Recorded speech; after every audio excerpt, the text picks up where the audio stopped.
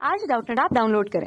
Doubtnut पर अपने सभी गणित, रसायन विज्ञान, भौतिक विज्ञान और जीव विज्ञान के डाउट्स का करो सफाया।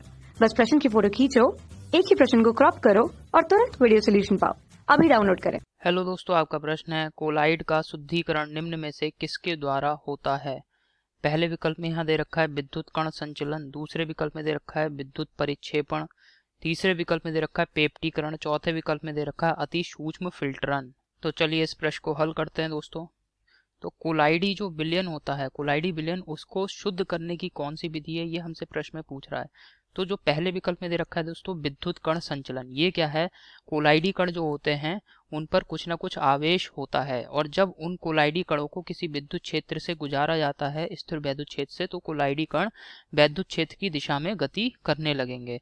ठीक है, तो इस प्रकार का जो कोलाइडी कणों की गति है, इसको हम वैद्युत कण संचलन कहते हैं। यानी वैद्युत कण संचलन जो कोलाइडी विलयन है उसके शोधन की विधि नहीं है, बल्कि ये कोलाइडी विलयन का एक गुण है।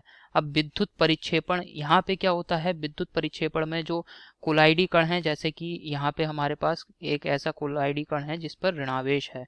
अब यहाँ पे हमने यहाँ पे वैद्युत क्षेत्र आरोपित कर दिया, स्थिर वैद्युत क्षेत्र। तो ये वाला सिरा जो है, ये धातु की एक प्लेट है, ये धनात्मक है, ये और ये क्या है, ऋणात्मक है, धातु की प्लेट।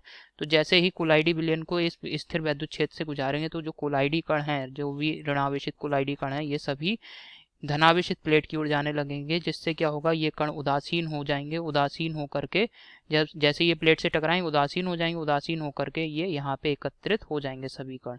तो इस प्रकार से दोस्तों ये जो घटना है ये कहलाती है वैद्युत परिक्षेपण। ठीक है, विद्युत परिक्षेपण। अब यहाँ पे पेप्टीकरण में क्या होता है, पेप्टीकरण दोस्तों स्कंदन के विपरीत क्रिया होती है। पेप्टीकरण क्या है, स्कंदन के बिल्कुल विपरीत होता है। स्कंदन में दोस्तों जम जाता है पदार्थ जो होता है, कोलाइडी कण जमने लगते हैं, जबकि पेप्टीकरण में क्या होता है, कोलाइडी विलयन बनाया जाता है पेप्टीकरण की सहायता से।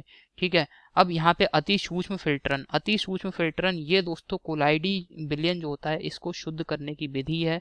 तो यहाँ इसको मैं लिख दे रहा हूँ। तो अति सूक्ष्म फिल्टरन जो है, इसके द्वारा दोस्तों जो कोलाइड होते हैं इनका शुद्धिकरण होता है अति सूक्ष्म फिल्टरन की सहायता से। ठीक है, अब उदाहरण के लिए जैसे कि जल में बहुत सारे कोलाइडी कण होते हैं, छोटे छोटे अशुद्धि के रूप में घुले रहते हैं।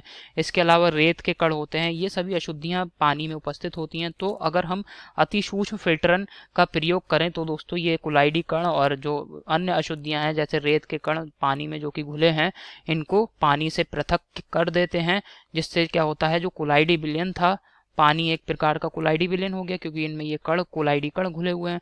तो जब इनको अलग कर दिया गया तो पानी जो कोलाइडी विलयन था वो शुद्ध हो गया। ठीक है, तो यानी अति सूक्ष्म फिल्टरन का प्रयोग हम कोलाइड का शुद्धिकरण में कर सकते हैं, कोलाइड के शुद्धिकरण में। विकल्प देखते हैं। तो पहले विकल्प में दे रखा है यहाँ पे विद्युत कण संचलन, ये गलत है। दूसरे विकल्प में दे रखा है विद्युत परिक्षेपण, ये भी गलत विकल्प है। तीसरे विकल्प में दे रखा है पेप्टीकरण, ये भी गलत विकल्प है। चौथे विकल्प में हमें दे रखा है अति सूक्ष्म फिल्टरन, ये बिल्कुल सही विकल्प है, चौथा विकल्प। ठीक है, तो आशा करता हूँ आपको ये समझ में आया होगा। धन्यवाद। कक्षा 6 से 12वीं से लेकर नीट, IIT, JEE वो एडवांस के लेवल तक 1 करोड़ से ज्यादा छात्रों का भरोसा। आज ही डाउनलोड करें डाउटनेट ऐप या व्हाट्सएप करें अपने सारे डाउट्स 8400 400 400 पर।